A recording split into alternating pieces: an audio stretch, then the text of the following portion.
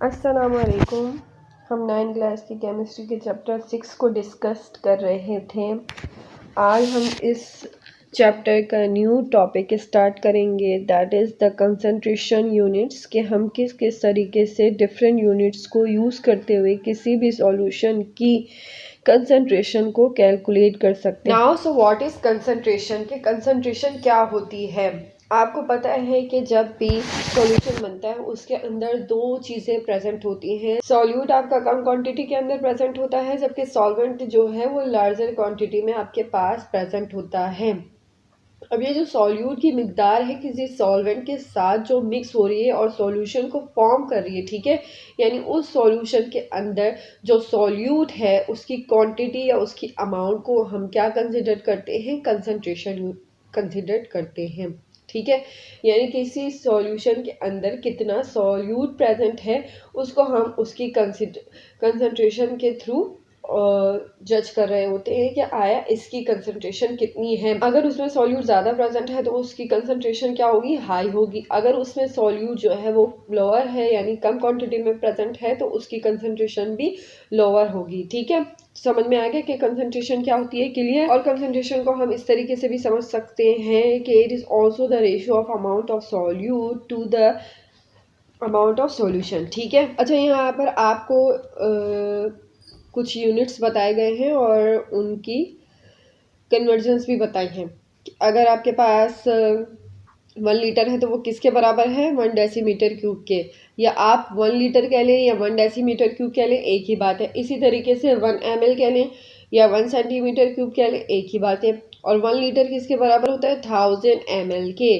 तो अगर हम 1000 ml की बात करेंगे तो हम क्या बात कर रहे हैं कि ये 1 लीटर की बात हो रही है। इसी तरीके से 1 डेसीमीटर क्यूब 1000 सेंटीमीटर क्यूब के बराबर है।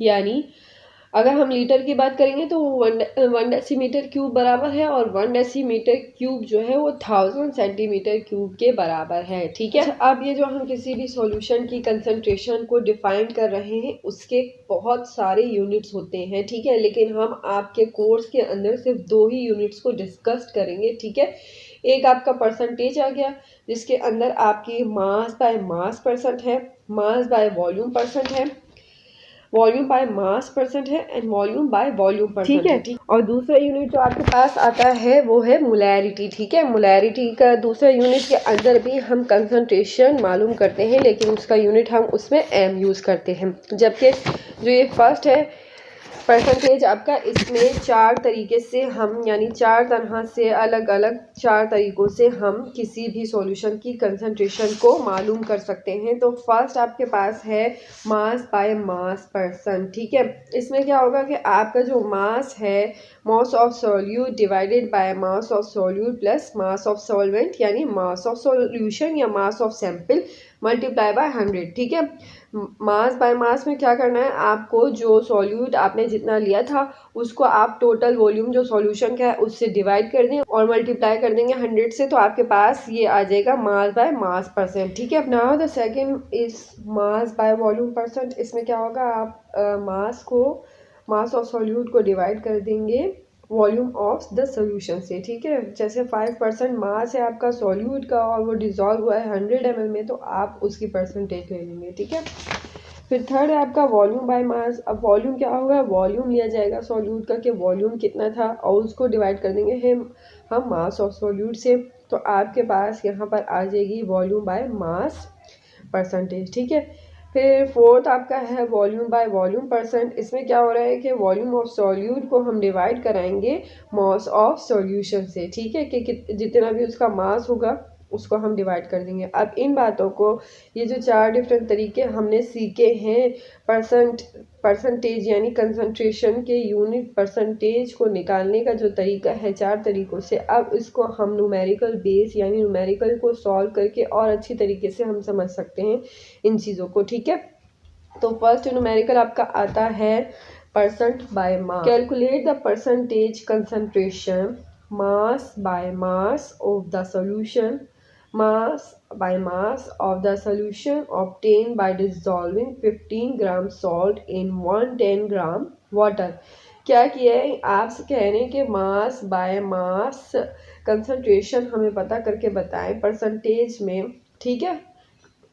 और आपके पास जो 15 ग्राम सॉल्ट है वो किसके अंदर डिसॉल्व किया गया है, वाटर के अंदर, ठीक है। तो अब यहाँ पर आकर आपका मास कितना है सॉल्ट का, 15 ग्राम, मास है वाटर का 110 ग्राम, और हमें परसेंटेज मालूम करनी है, मास परसेंट ऑफ सॉल्ट, ठीक है।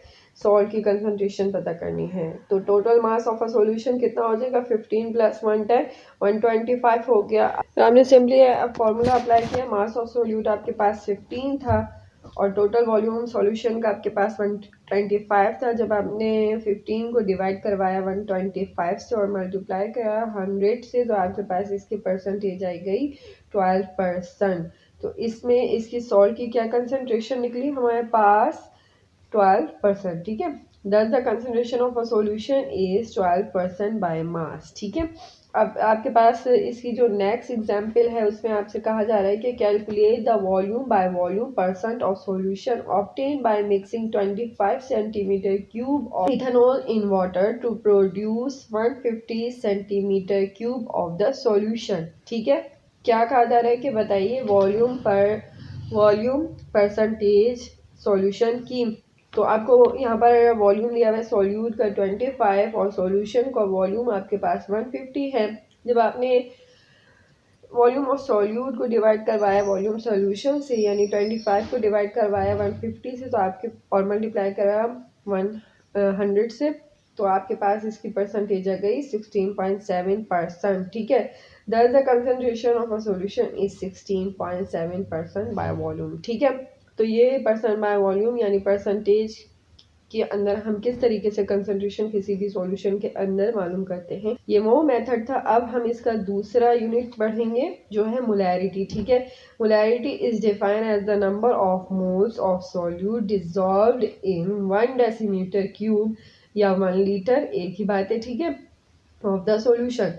कि हम number of moles of solute को डिसॉल्व करें 1 लीटर के अंदर, उसको हम कंसिडर करते हैं मोलैरिटी।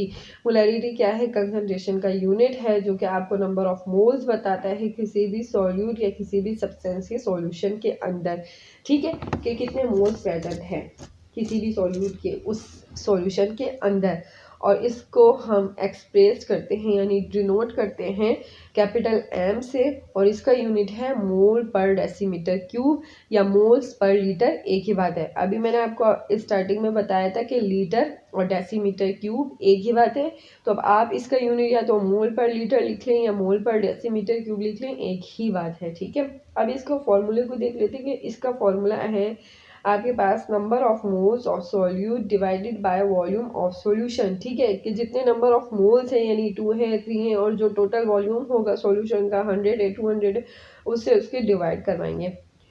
या फिर अगर हमें नंबर ऑफ मोल्स मालूम करने हैं, मास ऑफ सॉल्यूट हमारे पास है, तो हम उस मास ऑफ सॉल्यूट को, फॉर एग्जांपल अगर हमने एक सॉल्यूशन बनाया है जिसके अंदर सोडियम क्लोराइड यानी सॉल्ट है 2 स्पून, ठीक है, 2 ग्राम है और 100 ml के अंदर बनाया है, तो हम क्या करेंगे कि सोडियम क्लोराइड का जो है मोलर मास ले लेंगे नीचे और उसका जो ऊपर मास ले लेंगे हम, फॉर एग्जांपल 2 ग्राम बताया मैंने। तो जब हम इसके किसी भी सॉल्यूट के मास को डिवाइड करवाएंगे इसके मोलर मास से, तो हमारे पास नंबर ऑफ मोल्स आ जाएंगे, ठीक है। अब उसके बाद जब अगर हमें वॉल्यूम मालूम करना है किसी भी सॉल्यूशन का, तो हम वॉल्यूम ऑफ सॉल्यूशन लेंगे सेंटीमीटर क्यूब के अंदर और इसको डिवाइड कर देंगे 1000 से। अब जब हमने इन सारी चीज़ों को जब ऐड किया तो हमारे पास एक फॉर्मूला निकलता है मोलैरिटी का, जो कि आपके पास लिखा हुआ है mass of solute divided by molar mass of the solute and multiply by 100 divided by volume of solution, ठीक है। तो आपको एग्जाम के लिहाज से यानी बोर्ड के पॉइंट ऑफ व्यू से इतना बड़ा फॉर्मूला याद करने की ज़रूरत नहीं है। आप जस्ट ये याद रखेंगे यहाँ पर जो आपको मास होगा किसी भी सॉल्यूट का वो आपने पुट करना है, उसको मल्टीप्लाई करवाना है 1000 से और डिवाइड में आपके पास 2 चीज़ें, वॉल्यूम आ जाएगा सॉल्यूशन का और मोलर मास आ जाएगा आपको सॉल्यूट का, ठीक है। बस इतना सा फॉर्मूला याद रखिए। इसके बाद है प्रिपरेशन ऑफ मोलर सॉल्यूशन। अच्छा, जिसके अंदर हम जिन सॉल्यूशंस के अंदर हम मोलैरिटी को मालूम कर रहे होते हैं तो उनको हम मोलर सॉल्यूशंस कहते हैं, ठीक है। कि अगर हम किसी सॉल्यूट की सफिशिएंट अमाउंट ऑफ वाटर के अंदर उसको डिज़ोल्व करेंगे 1 लीटर लेकर, ठीक है, तो वो हमारा सॉल्यूशन क्या कहलाएगा, 1 मोलर सॉल्यूशन कहलाएगा। अब आपको यहाँ पर एक एग्जांपल से समझाया हुआ है, आपसे कहा जा रहा है कि prepare 1.0 molar solute of sodium chloride in 1 decimetre cube. क्या कहा जा रहा है कि एक सॉल्यूट है, उसको प्रिपेयर करें 1 मोलर सॉल्यूशन और सोडियम क्लोराइड, यानी सोडियम क्लोराइड का 1 मोलर सॉल्यूशन प्रिपेयर करें 1 लीटर में। तो अब आपने इस सॉल्यूशन को बनाना कैसे है, सबसे पहले आप सोडियम क्लोराइड का मॉलिक्यूलर मास कैलकुलेट करेंगे। फिर जब आप मास को कैलकुलेट कर लेंगे एक्यूरेटली, आपने वेट करना है केमिकल बैलेंस पे सोडियम क्लोराइड को, ठीक है। फिर उसके बाद आपने जो वेट किया है उसको आप पुट करेंगे अपने वॉल्यूमेट्रिक फ्लास्क के अंदर, जो कि मार्क हुई भी होती है, ठीक है।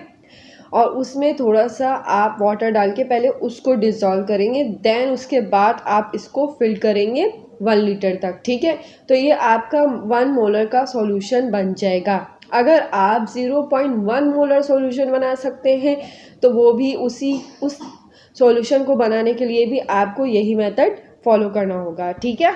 अब यहाँ पर आपको कुछ न्यूमेरिकल्स दिए हुए हैं मोलैरिटी से रिलेटेड, ठीक है। तो फर्स्ट आपकी एग्जांपल है 6.5 that 20 gram of salt is dissolve in 500 centimetre cube या ml of a solution, calculate the molarity of that solution.